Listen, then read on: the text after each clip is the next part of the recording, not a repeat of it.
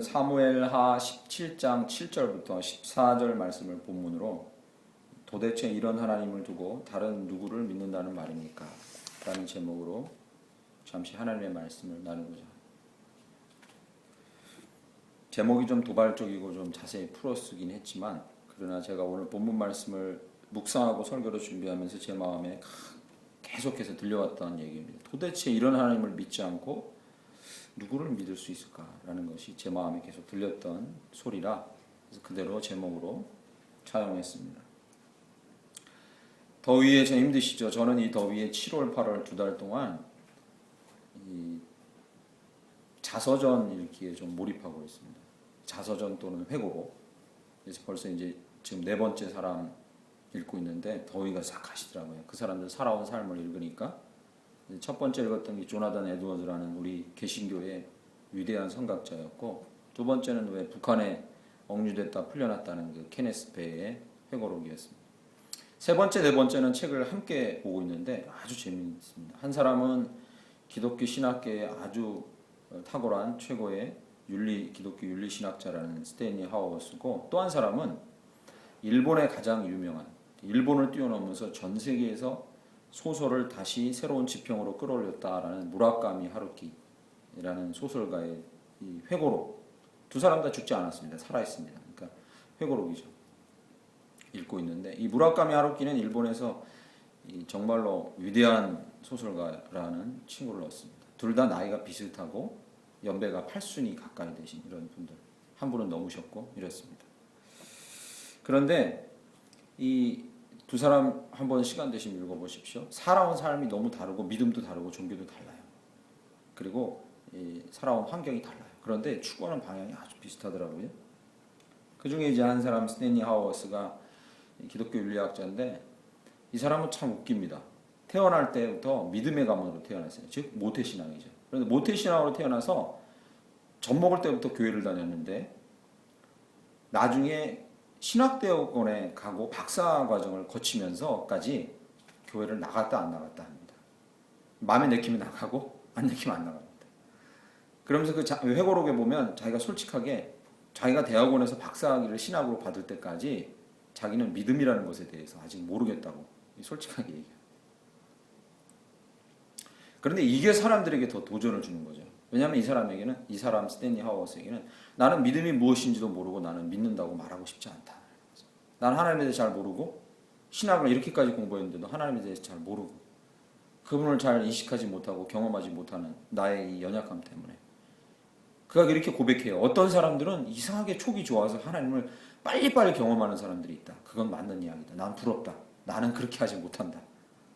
그래서 박사학위를 받고 있을 때까지 하나님을 내가 잘 믿고 있는지에 대해서 확신을 갖지 못해요. 재밌죠? 그런데 이 스탠리 하워스가 자기가 이제 평생 살면서 믿음이라는 것에 대해서 자기가 어렴풋하게 알게 된 것을 그의 회고록에 이제 반복해서 써요. 자주 나옵니다. 나는 믿음이 이거라고 어렴풋하게 이제 알게 됐다. 그 구절이 이렇습니다. 제가 자주 등장해서 적어놨는데, 믿음은 믿는다는 선언은, 즉 나는 믿습니다라는 이 선언은 무엇이냐면 누군가 살아가는 방식에 영향을 미치는 것이어야 한다. 무슨 말인지는 감이 오시죠? 그죠? 자기가 스탠리 하워스가 생각하는 나는 믿는다라는 말은 그 사람이 살아가는 방식에 영향을 미치는 것이어야 한다. 적어도 내가 하나님을 믿는다는 것에 대해서 어렴풋이 이제까지 알아봤지만 이거 하나는 분명한 것 같다. 그것이 관념적인 것이면 아무 소용이 없다. 그것이 추상적인 거면 아무 소용이 없다는 거예요. 그 믿음이 나와 누군가를 변화시키고 영향을 미치는 것이어야 한다. 이 분명한 것. 이 사람은 아주 솔직해요.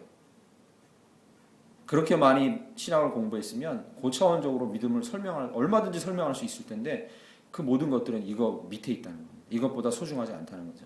그 믿음이 나와 세상을 변화시키는 일종의 영향력을 미치는 것이야 이 믿음이 쓸모있다. 동의하십니까? 동의합니다. 읽으면서 전적으로 동의해요.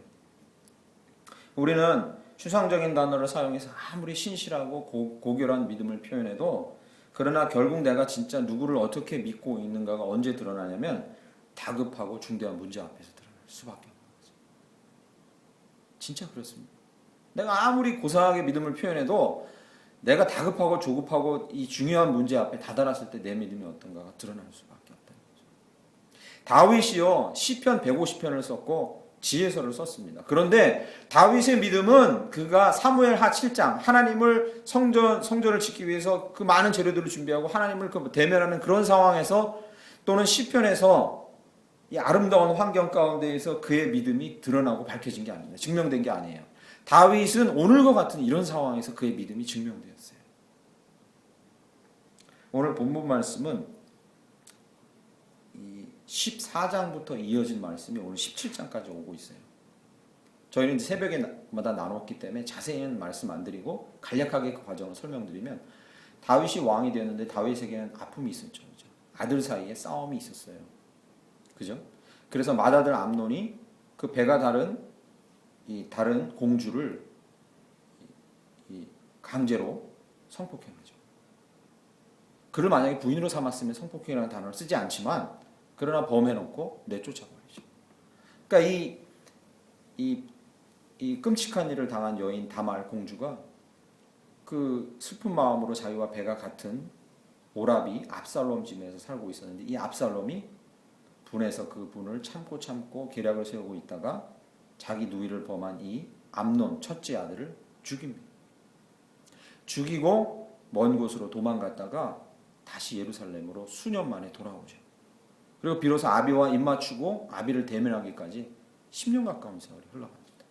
압살롬의 마음에 이 복수를 갚아줘야겠다는 마음이 계속해서 생기고 그리고 드디어 오늘 본문 말씀 앞부분에 16장에 압살롬 다윗의 아들 다른 사람도 아니고 바로 그 다윗의 아들 압살롬은 아버지 다윗을 몰아내고 왕궁으로 쳐들어와서 예루살렘을 접수합니다. 생각해 보십시오. 자기 자식들 사이에 칼부림이 나고 성적인 엄청난 끔찍한 일들이 벌어지고 칼부림이 나는 것도 못 견디겠는데 이제는 자기가 용서해준 그 살인을 저지른 용서해준 그 왕자가 자기를 내몰고 그 나라를 접수하려고 예루살렘에 쳐들어왔다.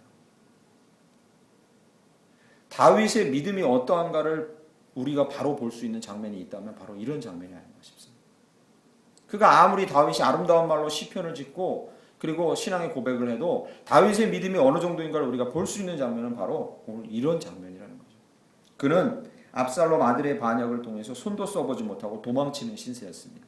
그리고 오늘 본문 말씀 앞부분의 16장 끝부분에 보면 사울의 죽음과 사울 왕가의 이 몰락을 너무나 슬퍼했던 사울과 친했던 시므이라는 자는 왕이 도망가는데 적어도 지금 왕이 도망가는데 다윗이 도망가는데 돌을 던지고 먼지를 날리면서 이런 살인자야 욕하잖아요. 마음이 얼마나 부글부글 끓겠습니까 다윗이. 또한 다윗의 모사이고 충신이었던 아히도벨이 압살롬 편에 붙어서 압살롬에게 다윗 자기를 죽일 계략을 얘기해 준 이런 장면이에요. 저희가 읽지 않았지만 17장 1절부터 4절이 바로 그 장면이에요. 다윗은 이미 도망갔고 압살롬이 예루살렘으로 들어왔는데 이 압살롬에게 다윗을 쳐 죽일 계략을 아히도벨이 압살롬에게 가르쳐 줍니다. 그럼 혹시 여러분의 인생에서 이런 상황을 겪어보신 분이 있습니까?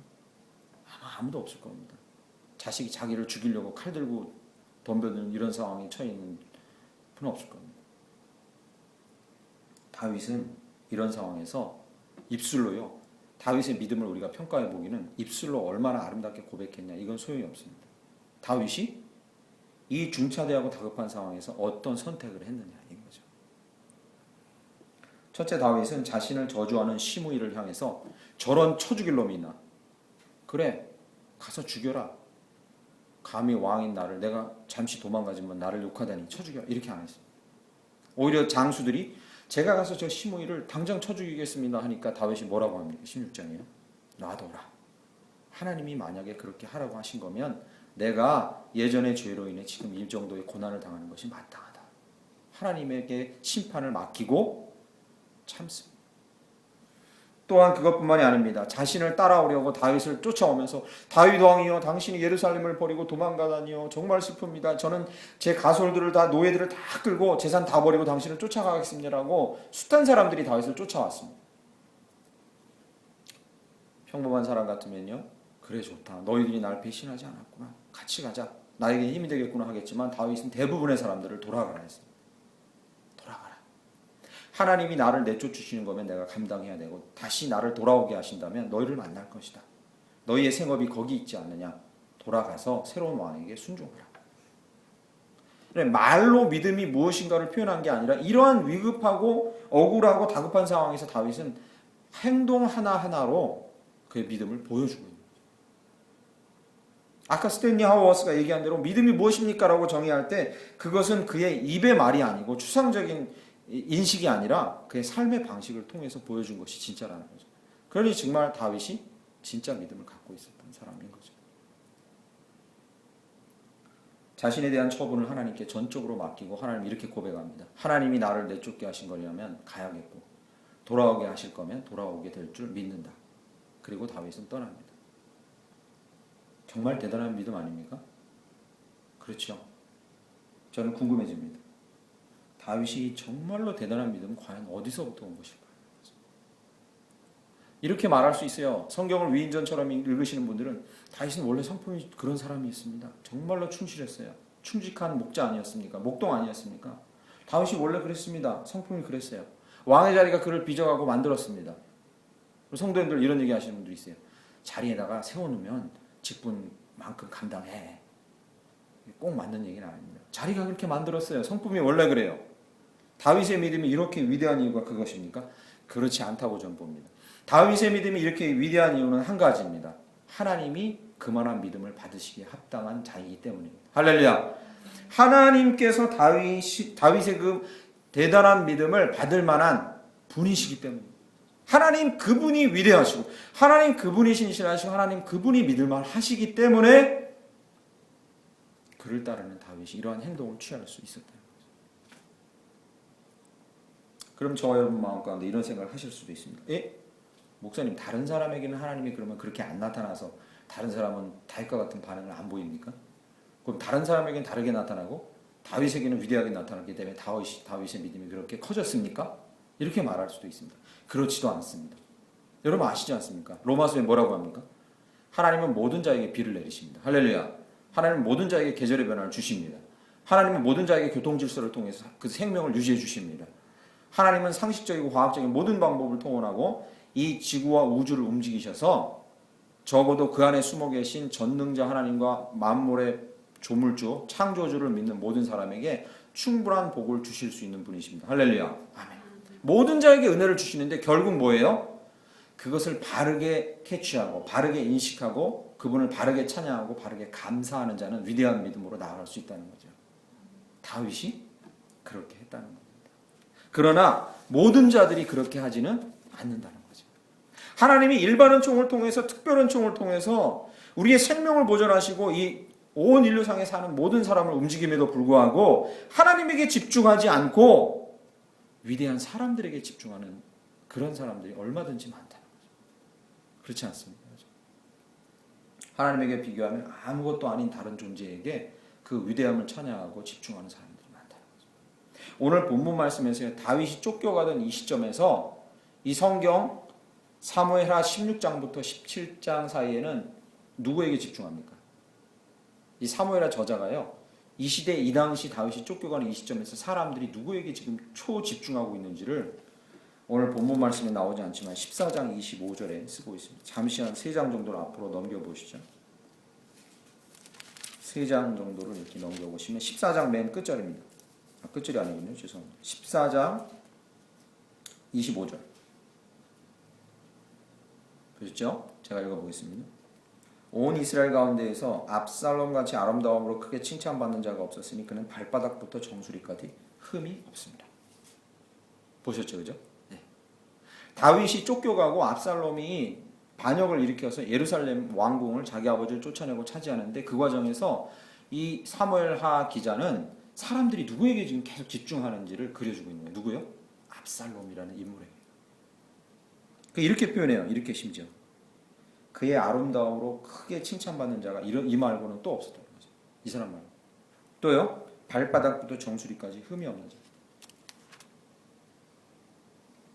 이 사무엘하 기자가요. 이걸 일부러 이렇게 쓰는 거예요. 사람들이 이상하다. 다윗은 하나님께 집중하면서 그에게 믿음의 반응을 보이고 있는데 사람들은 참 희한합니다. 압살롬에게 지금 집중하고 있어요. 이렇게 얘기해요. 그러면 과연 압살롬이 어떤 사람이길래 이에게 이렇게 집중합니까? 잘 들어보십시오. 압살롬은요, 자기의 배가 같은 누이 다말이 자기 배다른 형에게 성적으로 폭행을 당하고 완전히 여인으로서의 삶이 무너질 때 성경을 쓰고 있습니다. 왜 그랬냐고 한마디도 말하지 않았어요. 정말 무서운 사람입니다. 마음에 복수의 칼을 갈면서 준비하고 있었어요. 감정 표현도 하지 않았어요. 그런 끔찍한 일을 당하는데 미동하지 않아요. 그리고 그렇게 수년간 복수의 계획을 세웁니다. 그리고 이 암논을 죽이고요. 그술이라는 이 이방 나라로 도망가서 거기서 수년 동안 살면서도 다윗 왕에게 암논을 어떻게 처벌해 주시고 내가 암논을 직접 죽인 것에 대해서 용서해 달라고 계속 조르지 않아요. 마음에 품고 그 수년간을 참고 지내요. 내가 나중에 예루살렘으로 돌아가면 다시 권력을 획득하리라 참고. 자기가 맏아들이니까. 아니군요. 맏아들이 죽었고 자기가 대단한 자이니까. 그리고 이제 압살롬이 돌아와요. 예루살렘으로 돌아와요. 돌아왔는데 이 성경은 뭐라고 쓰냐면 아비 다윗이 압살롬을 오라고 해놓고 얼굴도 보지 않고 쫓아내버려요. 그의 집에 가서 내 얼굴을 보지 못하게 해라.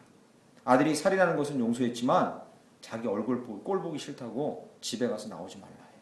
그게 몇 년? 2년 동안 그렇게 해요.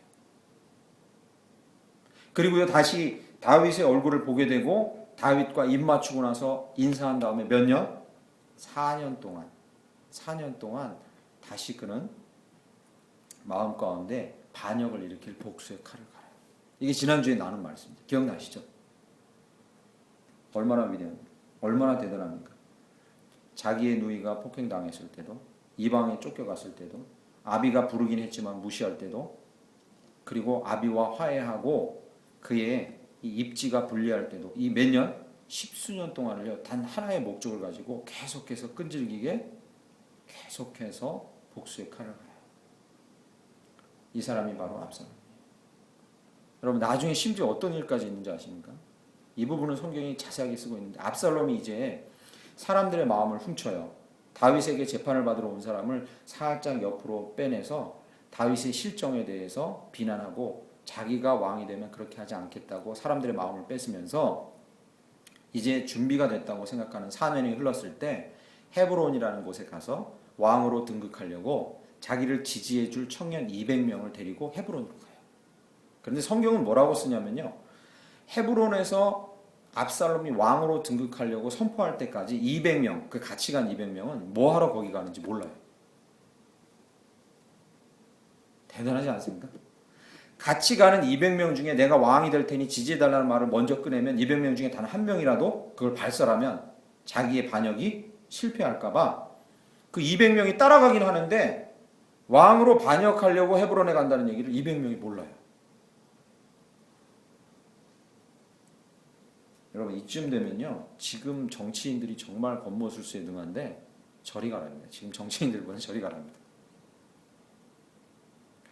14장 25절에 압살롬처럼 아름다움이 크게 칭찬받는 자가 없고 발바닥부터 정수리까지 흠이 없는 자. 이 평가가 정말로 어울리는 자예요. 압살롬.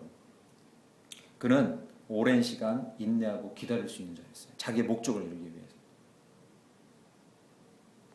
그는 치밀한 자였습니다. 계획을 짜고 그것을 실행하는데 한 단계 한 단계 정말 치밀한 자가 바로 압살롬이었어요. 그는 다른 사람의 마음을 사는 신뢰를 주고 다른 사람의 마음을 사는데도 탁월했어요. 리더십 또한 결정적인 순간에서 폭발적으로 일어나는 대단한 사람이었습니다. 그러니까 14장 25절에 압살롬을 향해서 이런 평가를 할 수 있는 거죠. 그리고 사무엘하 14장부터 17장 사이에 이상하다. 왜 압살롬에게 이렇게 집중할까 하고 여기를 부각시키는 거예요. 왜? 우리들이 지금 그렇게 돼요. 하나님이 엄연히 계신데도 위대한 누군가에게 우리는 쏠려요. 내가 믿을 만한 누군가에게 쏠리는 거죠. 저 사람을 내가 좀 의지하면 나를 좀 도와주고 내 신변을 봐줄 수 있겠구나. 내 평생 나를 붙들어줄 수 있겠구나. 우리 이렇게 쏠릴 수밖에 없고 쏠린단 말이죠. 사무엘 기자는 그것을 말하고 싶은 겁니다. 그런데 여러분 자신의 일을 성취하기 위해서 이 모든 것을 동원하고 활용하고 그리고 그것을 성취하는 이 능력을 발휘할 수 있었던 압살롬에 비교할 수 있는 존재가 누구밖에 없겠어요? 하나님밖에 없다. 사무엘 기자는 그것을 말하고 싶은 거예요. 이렇게 탁월하고 비견할 자가 없는 자가 압살롬이었지만, 그러나 오늘 본문 말씀 읽은 17장 14절 말씀 보시죠. 이 17장 14절 말씀에서 한마디로 이 압살롬의 계략은 낫떨어지는 거예요. 압살롬과 온 이스라엘 사람들이 이르되 아렉 사람 후세의 계략은 아히도벨의 계략보다 낫다 하니 이는 여호와께서 압살롬에게 화를 내리려 하사 아히도벨의 좋은 계략을 물리치라고 명령하셨습니다. 여기서 한마디로 끝나는 거예요. 하나님께서 그렇게 마음에 명령하시고 딱 움직이니까 그냥 한 방에 끝나버린다는 거죠. 압살롬이 오랜 시간 목적을 위해서, 목표한 일을 위해서 인내하고 기다리는 데 탁월합니까? 여러분, 하나님은 우리를 1970년 저 태어났습니다. 1970년 이 땅에 저를 보내시고 이제까지 살면서 하나님 나라 일을 이루시기 위해서 몇 년 기다리셨습니까? 그 계획을 짜시면서 저를 만드시고 김성주라는 이 목사를 만드시고 이 땅에 보내셔서 자기 일을 이루시기 위해 몇 년 기다리셨습니까? 셀 수가 없어요. 사도 바울은 뭐라고 고백합니까? 내가 어미의 모태에서 태어나기 전부터 라고 고백하지만 나중에 자기의 마지막에 쓴 걸 디모데 전후서에서 뭐라고 고백합니까? 내가 태어난 것은 하나님께서 만세전에 계획하신 일이라. 할렐루야. 세상이 있기 전부터 기다리시고 준비하시고 계획하신 일이더라. 이렇게 얘기해요. 하나님께서 이 땅을 향한 계획과 한 사람 한 사람을 향한 계획과 구원의 계획과 이 땅을 움직이시려는 그 모든 섭리들은 셀 수도 없는 시간 동안 기다리시고 준비하시고 계획하신 이 계획의 실현이라는 거죠. 할렐루야. 이것을 어떻게 압살롬과 비교할 수 있겠습니까? 이것을. 압살롬은 기껏 몇십 년을 기다린 것뿐입니다. 하나님은요, 셀 수도 없는 세월을 기다리셨고 영원까지 그렇게 계획을 갖고 계신 분이에요. 여러분, 저는 제목에서 다시 한번 쓴 것을 저와 함께 같이 외치기를 원합니다. 대표로 제가 외치기. 도대체 이런 하나님을 믿지 않고 누구를 믿는다는 말입니까? 우리가. 압살롬의 계획이 치밀하고 주도면밀합니까? 주변에 있는 200명까지도 아무도 모를 정도였습니까? 여러분, 하나님께서는 그의 구원 계획을 세우실 때 누구도 속이셨냐면 귀신을 속이셨어요. 우리나라 옛말에 이거죠. 엄마를 속이냐 귀신을 속이라는 말. 그렇죠? 저희 둘째 아이가 어저께도 그 동일한 고백을 저한테 했어요. 몰래 아이스크림을 사 먹으면서 엄마가 모를 거야 하는데, 야, 허튼 소리 하지 마라. 그 꿈 같은 소리를 하냐. 그러니까 자기가 인정해요. 귀신을 속이지 진짜. 냄새를 촉이 그냥 예민해서 바로 알아요. 차라리 솔직하는 게 낫다. 얘기해라. 우리 옛날 말이 그렇게 하죠. 귀신을 속이냐 임마. 그래요. 근데 제가 지금 말씀드리는 건 글자 그대로 사실입니다. 하나님은 누구를? 귀신을 속여요. 사단 마귀를 속이셨다고요. 어떻게 해요? 사단 마귀는요, 예수님이 이 땅에 오셨을 때 예수님이 하나님의 아들이라는 걸 아셨어요. 아셨어요? 그런데 그 예수님이 이 땅에 오셔서 구원의 역사를 어떻게 이루시기를 원하셨냐면, 사단이 보기에 하나님이 구원 역사를 이 땅에 이루시네? 어떻게 이루세요? 예수 그리스도께서 왕이 되셔가지고 이 땅에 등극하시고, 그리고 하나님을 잘 따르지 않는 자들은 천에, 하나님을 충성스럽게 따르는 자들을 모아서 하나님 왕국을 건설할 줄 알았어요. 사단은 그럴 줄 알았어요. 그래서 사단이 예수 그리스도께서 십자가에 죽을 때 뭐라고 얘기했습니까? 낄낄거렸죠. 예수가 죽었다 낄낄거린 거. 그러나 하나님께서 사용하신 방법은 뭐예요? 사람을 계도해서 좀 더 낫게 만들어서 예수님이 왕국을 세우고 하나님 나라를 이 땅에 건설하는 게 아니었어요. 하나님이 계획하신 일은 뭐였어요? 사단도 입회했고 보고 있었고 아담도 보고 있었고 하나님도 보고 있었던 그 계획을 아들 예수에게 뒤집어 씌워서 이루신 거예요. 그게 뭐예요? 선악과를 따먹으면 너희는 영원히 죽고, 그리고 선악과를 따먹지 않고 내 명령에 따르면 너희는 나와 함께 영원히 다스릴 것이다, 이것이었어요. 아담이 그거 어겼잖아요. 예수님을 차마 그 인간 대신에 죽이시고 하나님의 그 엄청난 규율을 완성하시면서 다시 사람을 살리실 거라고는 사단도 모르고 있었던 거죠. 그러니까 예수님이 십자가에 죽으실 때 사단은 이렇게 생각한 거예요. 하다가 예수 그리스도께서 친히 죽으시고 살아나실 때 사단은 이렇게 생각한 거예요. 진짜 정말 대단한데 이렇게 생각한 거죠. 우리 완전히 속였는데. 이렇게요. 가룟 유다와 본디오 빌라도와 사람들의 마음 가운데 들어가서 예수 죽여, 예수 죽여, 그러면 일이 끝날 거야, 예수 죽여, 이렇게 부추긴 게 누구예요? 사단인 거죠.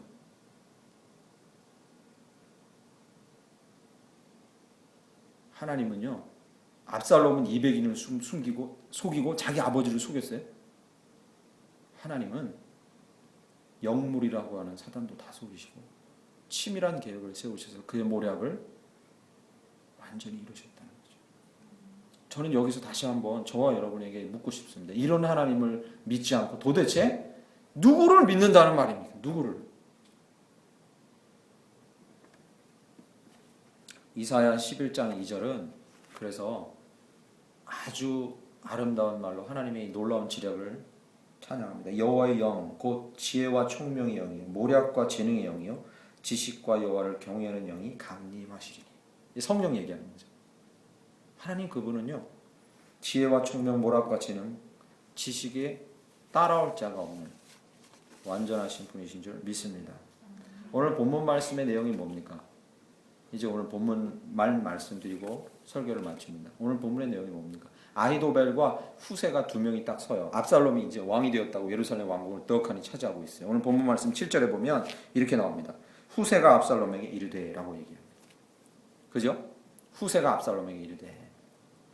저를 보시면 됩니다. 이제 압살롬이 섰고 다윗은 도망갔어요.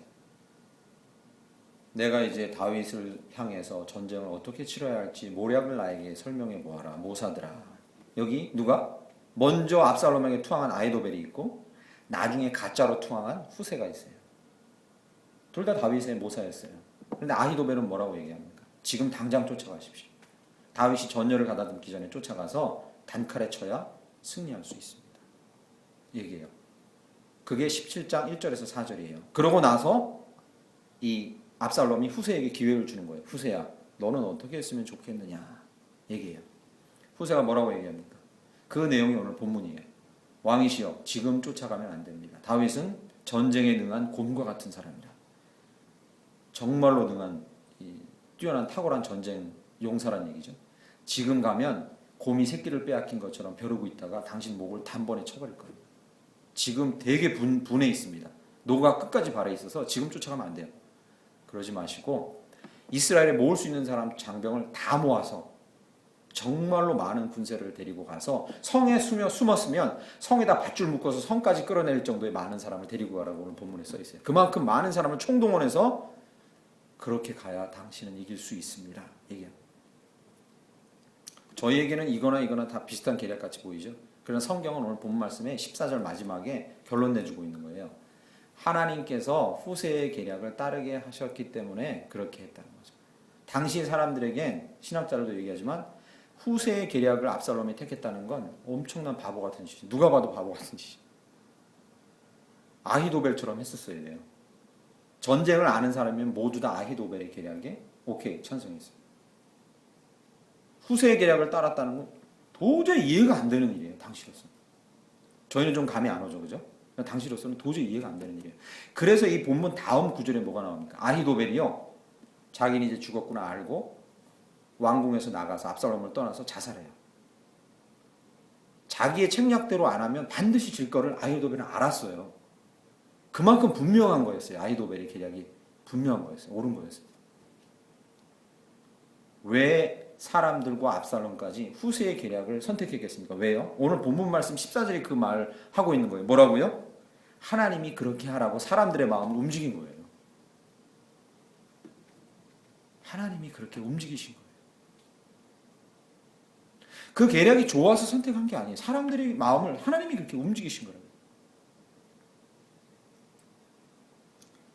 고린도전서 1장 25절은 이렇게 얘기합니다. 하나님의 어리석음이 사람보다 지혜롭고 하나님의 약함이 사람보다 강하니라. 할렐루야.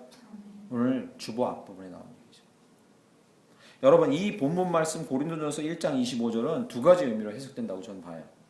뭐냐면 첫째, 실제로 말 그대로예요. 하나님이 연약 조금, 정말로 하나님이 콧깃만 이렇게 불어도 성경은 뭐라 그럽니까? 막 대지가 움직이고 막 태풍 온다 그러잖아요.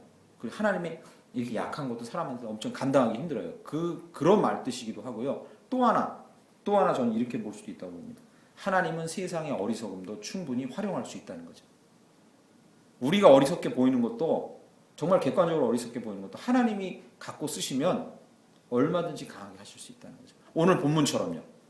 누가 봐도 후세의 계획은 망할 것이었어요. 그러나 하나님께서 그 계획을 들어서 쓰라고 하시면 그렇게밖에 할 수 없는 거예요, 사람은. 하나님은 그렇게 하실 수 있다는 거죠.